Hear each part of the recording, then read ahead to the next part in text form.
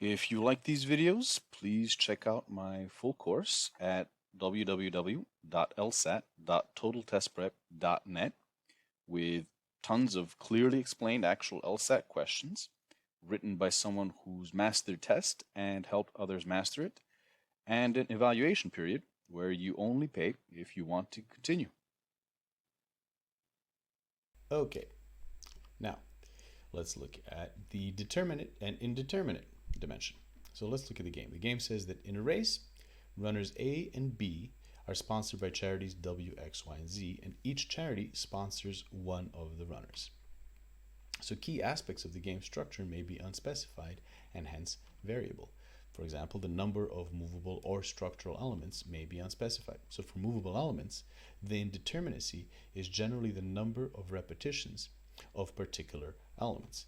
As we see here, if you have the charities as the structure, W, X, Y, and Z, and by the way, this is one of those games where it's not obvious which one should be the movable, which one should be the structure. You can have either one. This is one of those games where it's either way you do it is fine. But if we did it like this, well, all we're told is that each charity sponsors one of the runners.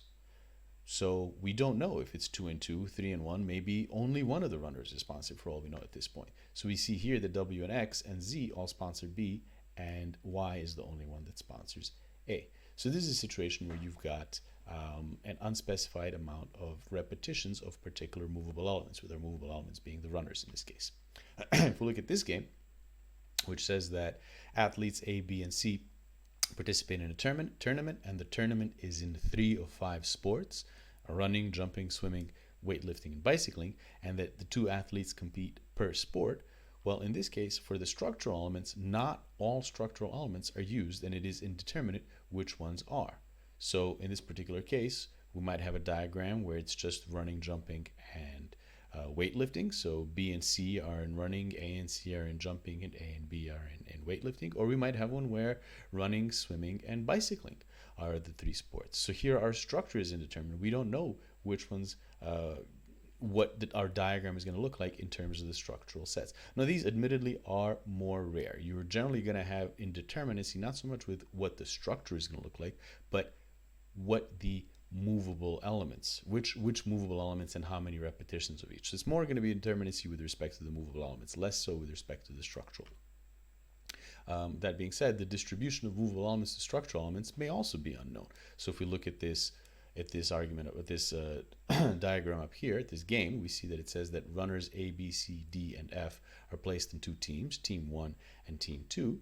And generally, the set amount of groups will have unknown and varying amounts of movable elements assigned to them. So sometimes not all of the slots are going to be filled, and it's not going to be determined which ones will need to be filled. So for example, we'll see it looking at this game. Since we know that there's these 2 teams and the runners, it could be that Team 1 has 4 runners, F, B, D, E, and Team 2 has 2 runners. Or it could be that Team 1 has 3 runners and Team 2 has 2 runners. So this is something that comes up with frequency where, and this is primarily in these grouping games, where you'll have groups, but you don't know how many per group. It might give you a range, or it might not tell you at all, but this is actually probably the most common way in which indeterminacy appears with the movable elements with respect to their distribution. Okay, so those are the 3 basic dimensions with respect to interaction. The other important aspect with respect to how this can be made a bit more complex is with respect to multiple sets. So games can also have multiple movable sets or multiple structural sets, or they may have both multiple movable and multiple structural sets. You can have various combinations of sets, the various combination of sets are the different major game type categories, whether it's multiple, whether it's single, and whether it's some sort of combination. The basic games are the ones with just one movable and one structural set. So it can be either sequential, grouping, or combination, which is actually just a combination of things we've already seen. It's groups in sequence. So you're putting your movable elements into groups, but those groups also have to go in sequence. So it's still just 2 sets. You're still going to have a movable and a structural.